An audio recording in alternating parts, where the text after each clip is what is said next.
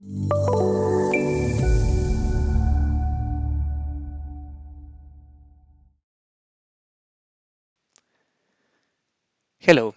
in this video I'm going to show how to perform a blast analysis for a steel structure using a nonlinear time history dynamic analysis. To show the power and the value of this method, I will also provide a series of comparisons between different approaches which are typically used. This is the structure that we are going to consider. It has a steel frame that we've highlighted in blue. It has bracings to both sides, which we've modeled as tension-only members, and that makes this analysis nonlinear. And it also has steel panels all around that we have modeled as shell elements. We are considering a blast event that happens to one side of the structure, affecting that vertical panel that we have highlighted in yellow. And that is the shape of the pressure with time. So effectively, the pressure goes up almost instantly to its maximum value and then drops down to zero in just a few milliseconds. We are going to consider two different ways of applying the load. We're going to see what the results might be if we apply the load using the tributary area method, and also if we apply the pressure directly to the panels. And we are going to perform that comparison both in a static and a dynamic analysis. For the static analysis, we will take the peak pressure acting at the beginning when the blast happens and the pressure goes up. We will apply that peak statically. And for the dynamic analysis, we will consider the whole duration and how this pressure changes with time. So we are actually taking into account the fact that this pressure happens over just a few milliseconds. So before we jump to ADINA and we see how to perform this type of analysis, let me advance you the results that we obtained using the different methods. For the static analysis, using the tributary area method, we obtain a total horizontal reaction Rx of 720 kilonewtons, a maximum tension on the bracings of 8.70 kilonewtons, and a maximum frame displacement of 0.85 millimeters. Also, for the static analysis, applying the pressure directly onto the panels, we get the same horizontal reaction as we did with the tributary area method, and this is expected because we are applying the same amount of load, we are just distributing in a different way. The maximum tension on the bracings remains also similar in 8.48 kilonewtons, and also does the frame displacement, which is now 0.83 millimeters. Now, if we analyze the structure dynamically, we take into account the fact that the blast pressure lasts very few milliseconds. If we use the tributary area method, we see that the results have dropped quite significantly. The reaction that was before 720 kilonewtons is now 212. The tension has gone down to 3.76 kilonewtons, the tension on the bracings, and the frame displacement is now 0.40 millimeters. Now, what if we now perform a dynamic analysis and apply the pressure directly onto the panels? Well, in this case, we see a fairly dramatic reduction of results. Now, tributary area method and pressure on panels don't give us the same results anymore, as it was the case with the static, because with dynamics things are rather different. In this case, the panels react to the blast pressure dynamically, causing a lot of energy dissipation that leads to the results reduction that we have just seen. Let's jump to ADINA and see the steps that we need to follow to perform this type of analysis. So we are now in ADINA, and this is where we're going to see step by step how to perform this analysis, and we will be able to see as well dimensions, value of pressures, and so on. So This is a structure that I could either create from scratch in ADINA or import from, say, StatPro or RAM structural system. In this case, I'm going to show how to define the geometry and mesh from zero. So I'm going to start by defining my starting points, 0004 for the Y and Z, 6064, and 12012, and these are my starting point. Now I could do two things. I could either start defining lines, so I could take advantage of those points and go directly for surfaces. So I'm going to do that. Geometry, surfaces, define. I'm going to add a surface by vertex. And I'm going to click on the P button and start selecting my corners. Add, and that's going to add my first surface, and then repeat the process for the second surface. And we see that we also have lines that we will use to mesh the frame and to put the engineering properties of that steel frame. If we shade the view, we see that we have a couple of surfaces. Now I'm going to create a copy of those. So go geometry, surfaces, define, and in this case, I'm going to transform. Just one copy. I need a transformation. So I'm going to add a new transformation in the X direction, a value of -5. Click OK. I'm going to make sure that all points get merged. I'm going to double click here on the blue field, select those two surfaces, right click and finish. And now I have my two sides, and I'm going to continue to create my lateral and top panels. So once again, geometry, surface, define, add a new one by vertex, click 1, 2, 3, and 4, add 1, 2, 3, and 4, add 1, 2, 3, and 4, add. And I could rotate the model, or I could change the view to wireframe and add 1, 2, 3, and 4, and OK. So if I set this back to shading, I can see that I have my whole panel structures. And now I can start to create the braces as well. So for that, I need to create lines. So geometry, lines, define. I'm going to add a new one. Click on the P button between this point and this point. Add between this point and this point. Add between these 2 points. Add in between those 2 points. So I now have my geometry, and the next thing that I'm going to do is mesh. So to mesh, the first thing is to control the mesh density. So meshing, mesh density. Let's go to surfaces. I'm going to control by element length. I'm going to select, well, I can double click here on the surface field, select everything, right click and finish. That has selected all 8 surfaces, and I want an element length of 0.5. Click OK. And that is going to drive the divisions on my panels, but also on my beams or the horizontal and vertical frame elements. And the bracings, I'm not going to touch them because I just want to have one division per bracing. Right, before I start meshing, I'm going to define all required element groups. So we can do this in different ways, but I like having element groups up front. So I'm going to have beam elements for horizontal.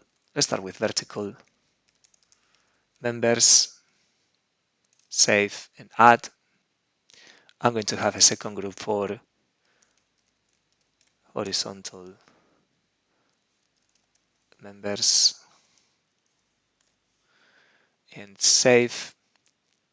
I need one for the shells, for the panels. So let's call this panels. And I take the opportunity to adjust here the thickness of the panels to 7.5 millimeters. Save, and I'm going to add my truss elements, which I'm going to use to mesh my bracings. In the default section area that I'm also going to define as 0.001 square meters and save. Now I need to define, I have my 4 element groups, I need to define materials and cross sections. So let's go to model materials. We're going to have an elastic isotropic steel for most parts of the structure, 210 gigapascals, Poisson's ratio of 0.3, 7,850 kilograms per cubic meter, and this is very important because we are analyzing the structure dynamically. And I also need the tension-only members, which I'm going to define as a nonlinear elastic material model. So we call this bracings tension only. The density is the same as the steel before. And now what we are going to say here is that the stress required for the compressive strain, -1, is 0. At 0, we have stress 0, we have strain 0. And the positive strain goes with a stress of 229. So the ratio between these two gives me the Young's modulus of steel. If I graph here, we get the compressive stress or force is 0. This member can only carry some tension. Okay, and close. And now we need to define the cross-section as well for the steel frame members. So we go again to model, cross-sections, and I'm going to have a square hollow section and a box, 0.1 of width, 0.1 of height, and 0.008, so 8 millimeters thickness. We click OK. So if we now navigate through our element groups, material 1 is the linear elastic steel, and the cross-section 1 is the box, so 1 and 1 is correct for element groups 1 and 2. Our shells also have steel material with a given thickness, and the tension-only members we need to use actually material 2. And now we are ready to mesh this structure. So I'm going to mesh first my steel frames, then I will mesh the panels and make sure that they are connected to the steel frames, and then I will mesh the tension-only members and make sure they only connect at the points of connection with the steel frame. So let's go meshing, create mesh. Let's start with lines, the beam element groups, element group number 1, which is my vertical members. So I'm going to select all my vertical members there. Right click and finish. And I need to provide an orientation. So it doesn't matter X or Y because they are all perfectly square sections. So a vector of 1, 0, 0. Now we're going to switch to element group number 2, which is the horizontal members. So let's select all required members. Right click and finish. And these ones they could be pointing upwards or in X. Upwards is probably appropriate. Click OK, and that's how we meshed our steel frame. Now, as I said, we're going to create mesh, this time the surfaces. We're going to select shells. We want all 8 surfaces meshed. And here on options, we're going to make sure that all generated nodes are connected. So they are connected and perfectly attached to the steel frame. Click OK, and that is our panels. And finally, let's mesh these elements with our trusses, our tension-only members. So we go to meshing for the last time, create mesh, lines, trace is correct, element group number 4, double click on lines, and we have those 4 members. Right click and finish, and we make sure that we are only connecting the nodes generated at the endpoints. Click OK, and that is our fully meshed structure.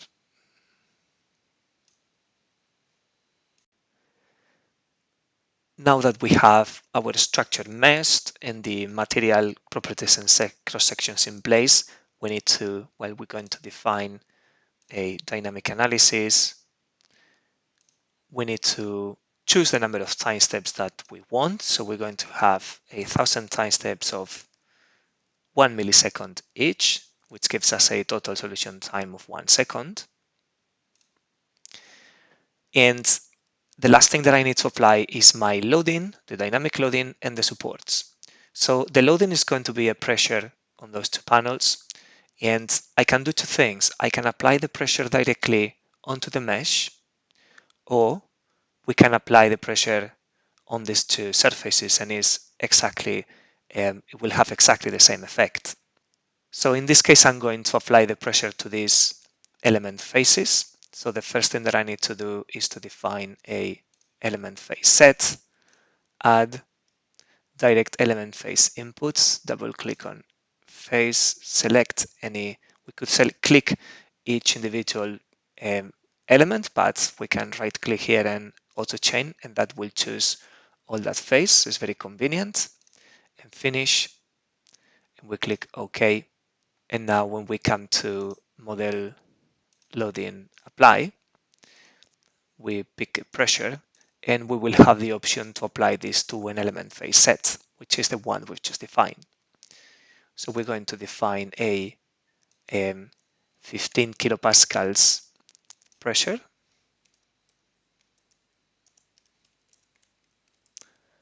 15 kilopascal blast pressure, click OK, and here we only have one element face set, and it's going to be normal and OK. So if we plot the loading, now we have our pressure acting on that facade, on those vertical panels, and click OK. Now we have to define our time function. This is the one where we are going to introduce the fact that the pressure acts over just a few milliseconds. So we click OK.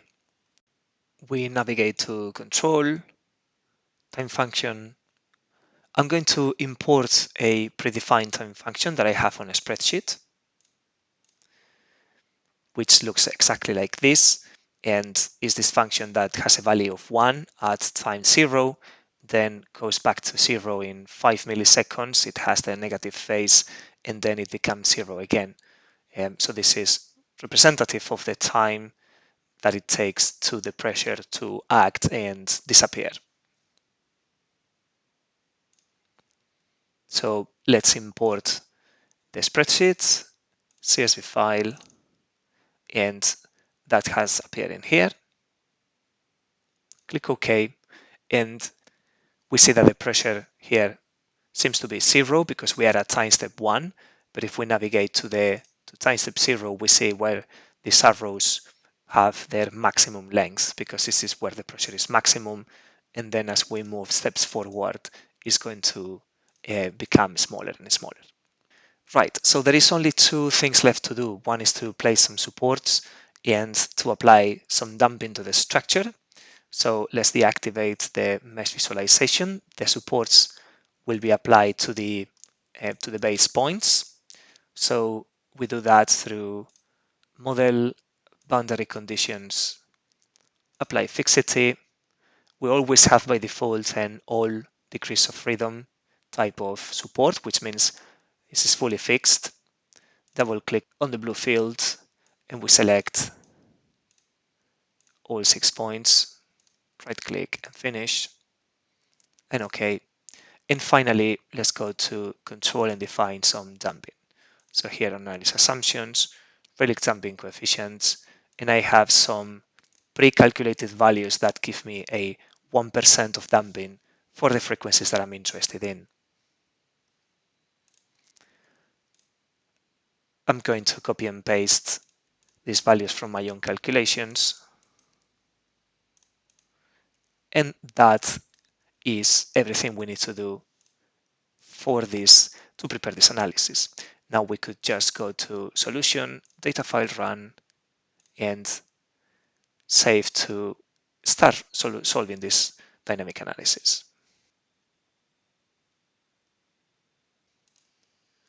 We are not going to show all 1000 time steps. We have fast forwarded a little bit, but we can see that it's taken just over 3 minutes to solve the entire analysis. So we can now close all the screens and switch to the post-processing screen to look at the results. So let's go to File, Open, and load the results that we've just created. That's our pressure. And well, let's apply some shading to the visualization. I could skip a few time steps. The displacements are relatively small, so I could apply a magnification factor. In this case, automatically it's giving me 65.9. That's probably a lot.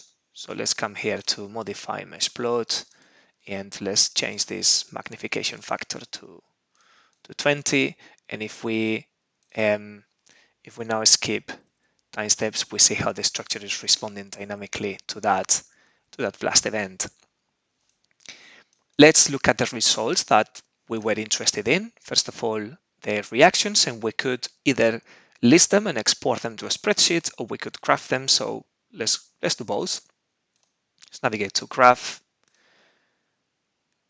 display response curve, and the x coordinate is time, and the y coordinate, let's set it to reaction, x reaction sum, for instance, and we click OK. And well, we see that maximum reaction. We see how it changes with time, and the maximum, which is in the 60 something kilonewtons, which is exactly the value that we were reporting before. We could delete the graph and come back here to the structure. And I said we were going to list and see how to export reactions. So we navigate to list, value list, and zone. And here we can choose the reaction results and X reaction sum. And if we apply, we could export this. And again, this could be exported as a CSV or spreadsheet format into our working folder. We also wanted to see the displacement. So we were reporting the displacement at this particular node here at the top of the frame. So let's visualize the nodes. Because this is a specific location in the model, we need to define a new model point in this case. And for displacements, we want to create a node model point at, and let's call this top center, for instance. Let's click on the P button, and this is the node that we're interested in, and click OK. So now again, we could either graph or list the displacement time history of that node. So we come here to graph, response curve. This top center is the only definition I have, and the displacement in X. We click OK, and that is our maximum displacement at the top center that we see is in the 10e minus 5. And again, let's go back and list. We could follow the same approach as before, go to list, value list, but instead of going to zone, now we're going to select here on model point, and we have the top center. And again, we could list any component that we are interested in, the X displacement because it's the direction of a blast, but we could look at any other components as well. And again, we could export this. We can also add additional results components if we want, apply, and so on, and we can export this in a fairly structured format. And finally, we wanted to see the actual force time history on this these bracings, which are supposed to be, they are actually tension only. So I'm going to display only those elements, and I'm going to look at this one, for instance. So once again, I will have to define a model point because this is a specific result in the model, and that is actually an element, not a node. So we're going to add, let's call this bracing. The element group is number 4 in this time, and click on this P button, select that, and OK. So we can now once again graph what that force looks like. Bracing it is, we now have both options because we've defined 2 model points, but we're interested in the bracings, and we want the force R. Actual force is for beams, force R is for trusses, RST, so R represents the longitudinal, the actual of a truss. So we click OK, and we see how actually we only have positive values, tension, and it never becomes negative because we define these components, these structural members, as tension only. And again, we are in the 10 power 2, which is 8,000 Newton and in a bit. And that concludes this video. I hope you found it interesting. Thank you very much for watching. Thanks for watching. If you found this video helpful, please give it a like and share it with others. If you want to see more like it, please consider subscribing to this and Bentley's other channels. Thank you, and see you next time.